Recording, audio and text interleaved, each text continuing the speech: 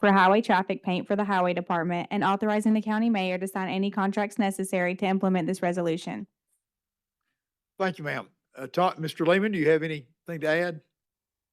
Thank you. And thank you for continuing to take care of the former thing that you accepted for us. Sure. Yeah, this is unit price for traffic paint. Okay. Thank you so much. Operating budget.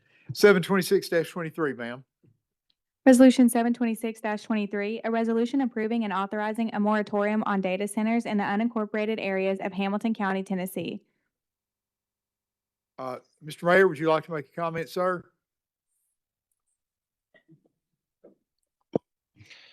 Dr. Highlander, you and I have discussed this.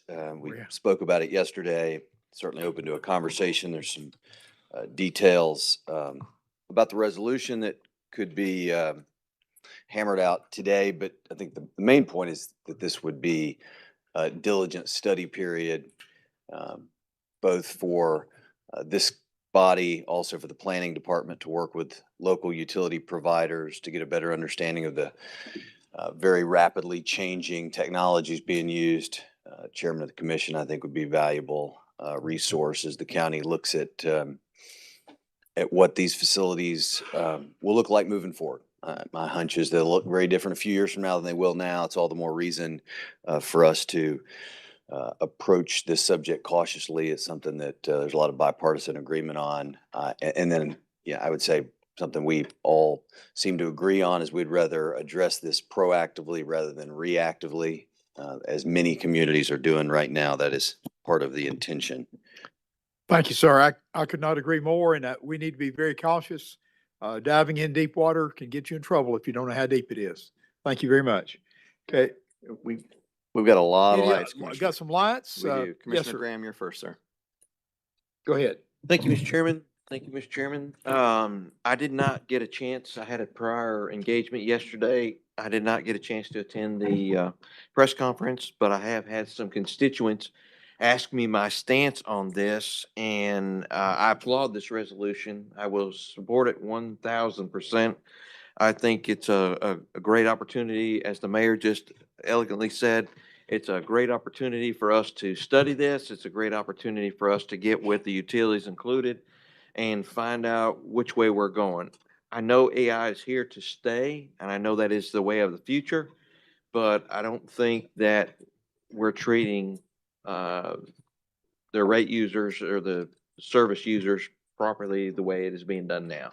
So this gives us an opportunity to put the brakes on it and step in there and say, hey, I want to know more about this and be more, as the mayor said, more proactive. So I wanted it to be on the record that I will be supporting this 1,000%. Thank you, Mr. Chairman. Thank you, sir. Who's next, Mr. Chairman? Commissioner Shipley.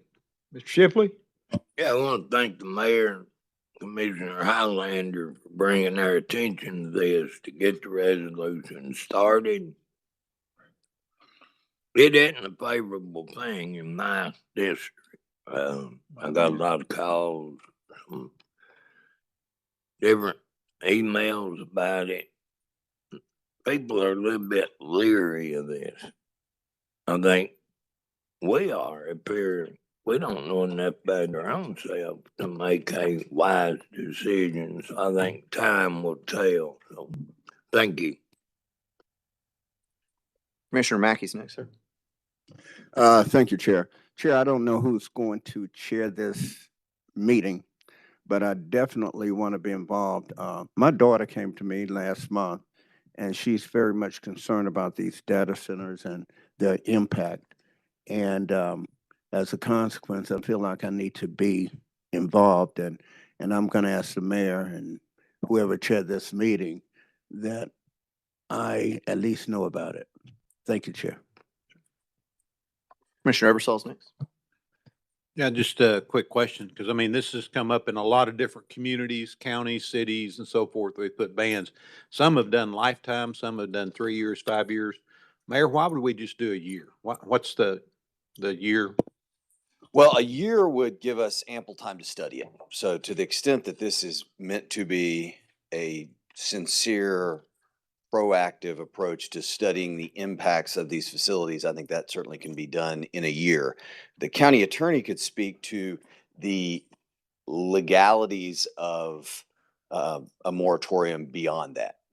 My belief would be that we would run into legal issues if we were trying to use a moratorium to prevent them from ever being built. I think the right way would be to create a code that was more specific about what we were trying to accomplish, and it was in this 1 year process that we felt like that could happen, where we weren't just kicking the can down the road, but that we were taking a year to put it into study, and to convene all the stakeholders. That includes y'all, members of the public, and certainly these different utility providers, water districts, EPB, WWTA.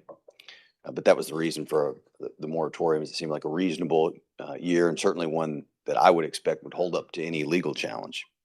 I'd just be concerned. I think for me, I don't think a year would be long enough. I prefer, that's something I'll contemplate for the regular meeting in 2 weeks, if a year's long enough, because I know there's other counties that I think, Ms. Attorney, there's one county that did a lifetime ban, because of the resources. Of